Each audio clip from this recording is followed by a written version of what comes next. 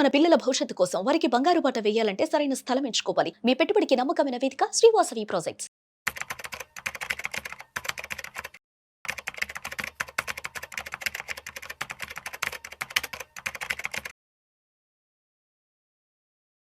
Sir నమస్తే sir, Ramachandramurthy గారు. నమస్తే విష్ణు గారు. రామచంద్రమూర్తి గారు, ఇవాళ మార్కెట్ క్లోజింగ్ ఎలా ఉంది ఒకసారి చూద్దాం సార్. ఇవాళ December 17th Wednesday sir. Sensex విషయానికి వస్తే 120 పాయింట్ల నష్టంతో 84,559 వద్ద క్లోజ్ అయింది. నిఫ్టీ విషయానికి వస్తే 41 పాయింట్ల నష్టంతో 25,818 వద్ద క్లోజ్ అయింది. సో ఇవాళ మార్కెట్ కాస్త స్వల్ప నష్టాలతోనే క్లోజ్ అయింది. సో ఏంటంటారు కారణాలు మార్కెట్లు ఇవాళ కొంత స్వల్ప నష్టాల్లో క్లోజ్ అవ్వడానికి? కానీ మనకి ఇప్పుడు ఏంటంటే కొంచెం ఇవాళ నష్టం 40 పాయింట్సే కనపడుతుంది. కానీ యాక్చువల్గా ఆల్ టైమ్ హై నుంచి చూసుకుంటే అంటే 26,270 ఆల్ టైమ్ హై మొన్న లాస్ట్ 1 వీక్ బ్యాక్ క్రాస్ అయింది. అక్కడి నుంచి కనుక చూసుకుంటే ఇది ఒక 200, 450 పాయింట్స్ దాకా డౌన్ అయిపోయింది సార్. యాక్చువల్గా దీనికి మేజర్ రీజన్ ఏంటంటే ఇప్పుడు ఈవెన్ బ్యాంక్ నిఫ్టీ చూసుకున్న 1000 పాయింట్స్ ఆల్ టైమ్ హై 60,000 నుంచి 1000 పాయింట్స్ డౌన్ అయింది. సెన్సెక్స్ అయితే 85,500 దాదాపు 1,500 పాయింట్స్ దాకా డౌన్ అయింది. అంటే ఓవరాల్గా లాస్ట్ 1 వీక్ నుంచి కూడా స్లోగా డౌన్ అవుతూ వస్తుంది. అయితే దీనికి మేజర్ రీజన్స్ రూపీ వీక్ అవటం అనేది మేజర్ రీజన్ అవుతుంది. ఎఫ్ఐఎస్ కంటిన్యూగా సెల్లింగ్ చేస్తున్నారు. సో డిఏఎస్ కాంపెన్సేట్ చేస్తున్నారు కానీ స్టెబిలైజ్ చేయగలుగుతున్నారు కానీ ట్రెండ్ ఇంకా పాజిటివ్ ట్రెండ్ తీసుకురావట్లేదు. అలాగే మిడ్ క్యాప్ ఒకటి బాగా డౌన్ అవుతుంది. మిడ్ క్యాప్ కానీ స్మాల్ క్యాప్ కానీ బాగా ఫాలో అవుతున్నాయి. సో ఇవన్నీ ఎకనమిక్ అన్సర్టనిటీ అనేది ఒక మేజర్ ఎఫెక్ట్. ఎక్స్పోర్ట్ గ్యాప్ వచ్చింది, ట్రేడ్ గ్యాప్ ఒకటి రావటం అనేది ఈ రీజన్స్ వల్ల మనకి మేజర్గా ఇక్కడ అనిశ్చితి వస్తుంది. అంటే ఒక రకమైన పాజిటివ్నెస్ రావట్లా, ఒక ఇండియన్ మార్కెట్ మీద జోష్ రాట్లా. ఈవెన్ ఆల్ టైమ్ హై దగ్గరగా ఉన్న బ్రేక్ అయినా కానీ ఒక సంతోషం లేదు. ఎగ్జాక్ట్లీ అందరూ అదే అంటున్నారు. అంటే మార్కెట్లో ఏమో ఆల్ టైమ్ హైకి దగ్గరలో ఉన్నాయి, నిఫ్టీ 26,000 దగ్గర తిరుగుతానే ఉంది. బట్ పోర్ట్ఫోలియో ఏమో రెడ్ లోనే ఉంటుంది. ఒక డిఫరెంట్ పర్సెప్షన్ గురించి చెప్తున్నారు అందరూ. అవునండి. దీనిలో ఏమవుతుందంటే మేజర్ టాప్ 20 కంపెనీసే ఎక్కువ పాజిటివ్లో ఉన్నాయి, మిగతా కంపెనీస్ కొంచెం డౌన్లో ఉన్నాయి. ఇంకా వాటిలో బయింగ్ రావట్లా, ఫ్రెష్ బయింగ్. దీనికి రీజన్స్ ఏంటంటే జనరల్గా డిసెంబర్ ఏంటంటే క్రిస్మస్ సీజన్ కాబట్టి ఇప్పుడు ఆల్రెడీ 17వ తారీఖు వచ్చింది, 25 క్రిస్మస్ కాబట్టి ఈ 1 వీక్ కూడా ఎఫ్ఐఎస్ ఎటు సెల్లింగ్లోనే ఉంటారు, మ్యూచువల్ ఫండ్స్ ఎటు ఇన్వెస్ట్ చేయరు. సో వాళ్ళు కూడా బుక్స్ మీద రాసుకొని ఫస్ట్ వీక్ నుంచి వస్తాయి అనమాట. సో ఈ 1 వీక్ 10 days కూడా ఇలా ఇదే రేంజ్లో ఉండొచ్చు. మేజర్గా టెక్నికల్గా 25,700 కనుక నిఫ్టీ స్పాట్ కట్టిందంటే ఇంకా డౌన్ ట్రెండ్ కన్ఫర్మ్ అవుతుంది. సో అక్కడి నుంచి 25,500, 400 కూడా ఛాన్సెస్ ఉన్నాయి. కాబట్టి ఏంటంటే డౌన్ సైడే కనపడుతుంది ఎక్కువ. ఈవెన్ పైకి రేజ్ అయినా 200 పాయింట్స్ అవుతుంది, 26,000 ఆ రేంజ్ అవుతుంది. సో అప్ సైడ్ 26,000 ఆ తర్వాత 26,150 ఆ రేంజ్ వరకు అప్ సైడ్ కనపడుతుంది. కానీ డౌన్ సైడ్ కూడా కొంచెం స్లైడ్గా అవుతుంది. సో వీక్నెస్ అయితే ఉంది. ఇవాళ చూస్తే మనం పర్టికులర్గా ఏ స్టాక్స్ మేజర్ ఎఫెక్ట్ ఏంటంటే హీరో మోటార్ వచ్చి 2.26% డౌన్ అయింది. దాదాపు 5,800 దాకా ప్రెజెంట్ వచ్చింది, 200 పాయింట్స్ దాదాపు డౌన్ అయినాయి. అంతకుముందు ఇది 6,300 దాకా వెళ్ళింది. సో ఇప్పుడు 5,800. సో డౌన్ ట్రెండ్లో వచ్చింది, మంచి అట్రాక్షన్ బాగా తగ్గింది, 500 పాయింట్లు తగ్గింది అనమాట hero motor all time high చూసుకుంటే. అలాగే అపోలో హాస్పిటల్ కూడా కంటిన్యూగా డౌన్ ట్రెండ్ ఉంది. సో ట్రెండ్ కూడా 1% డౌన్ అయినాయి. సో పెరిగినవి చూస్తే శ్రీరామ్ ట్రాన్స్పోర్ట్ ఒకటి కంటిన్యూగా అప్ ట్రెండ్లో ఉంది, ఇవాళ కూడా 2% పెరిగింది. అలాగే హిండాల్కో కానీ హిందుస్థాన్ జింక్ మెటల్స్ బాగా పెరుగుతుంది, ఎందుకంటే సిల్వర్ పెరుగుతుంది అక్కడ కాబట్టి మెటల్స్ కంపెనీస్ బాగా పెరుగుతున్నాయి. స్టీల్ కంపెనీస్ కానీ మెటల్స్ ఇవన్నీ కూడా బాగానే పెరుగుతున్నాయి. సో బ్యాంక్స్ కూడా పాజిటివ్లో ఉన్నాయి. ఓవరాల్గా ఏంటంటే ఈ మెయిన్ ఎక్కువ ఏంటంటే 1-2% గ్యాప్లోని వాళ్ళ అప్ అండ్ డౌన్ అవుతున్నాయి అనమాట. సో అంతకుముందు ఏవైతే బాగా హైలో వచ్చాయో ఆటోమొబైల్ సెక్టర్ ఇప్పుడు వీక్నెస్కి వస్తుంది కొంచెం. సో కింద ఐటీ సెక్టర్ కొంచెం పైకి వెళ్తుంది. ఐటీ సెక్టర్ మొన్నటి దాకా డౌన్లో ఉంది, అది కొంచెం అప్ ట్రెండ్లోకి వస్తుంది. సో ఫైనాన్స్ సెక్టర్ అయితే కన్సిస్టెంట్ పర్ఫార్మెన్స్ ఇస్తున్నాయి. సో ఇవాళ శ్రీరామ్ ట్రాన్స్పోర్ట్, చోళమండలం కానీ బజాజ్ ఫైనాన్స్, బజాజ్ ఫిన్సర్వ్, ముత్తూట్ ఫైనాన్స్, మన్నపురం ఇవన్నీ కూడా కొంచెం గ్రోత్లో ఉన్నాయి. Right right. అండ్ ఒకసారి అండి మార్కెట్ న్యూస్ పరంగా చూస్తే అండ్ గత సంవత్సర కాలం నుంచి ఈ ట్రంప్ టారిఫ్లతో మార్కెట్లను బాగా భయపెట్టి ఇబ్బంది పెట్టేశాడు. ఇప్పుడు సరే మొత్తానికి అదేదో కొంత సర్దుబాటు అయింది, ప్రస్తుతానికి ఎవరి పనుల్లో వాళ్ళు ఉన్నారు. ఇప్పుడు మళ్ళీ కొత్తగా మెక్సికో కూడా మళ్ళీ టారిఫ్ల పాట అందుకుంది.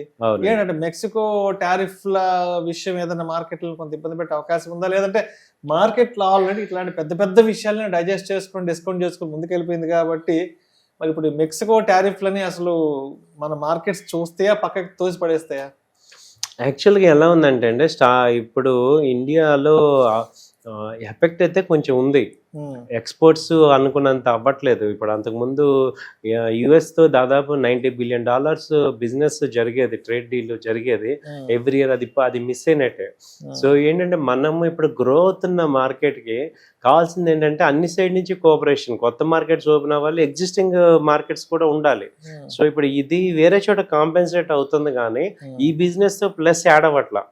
కాబట్టి ఇప్పుడు మనం 15 ట్రిలియన్ ఎకానమీ రావాలి అన్నప్పుడు మనకి అన్ని సోర్సెస్ నుంచి యాడ్ అవ్వాలి కదా, అక్కడ మేజర్గా ఎఫెక్ట్ అవుతుంది. సో ఇప్పుడు ఏం జరుగుతుందంటే ఆ బిజినెస్ని లోకల్ కన్జంప్షన్స్కి తీసుకొస్తున్నారు.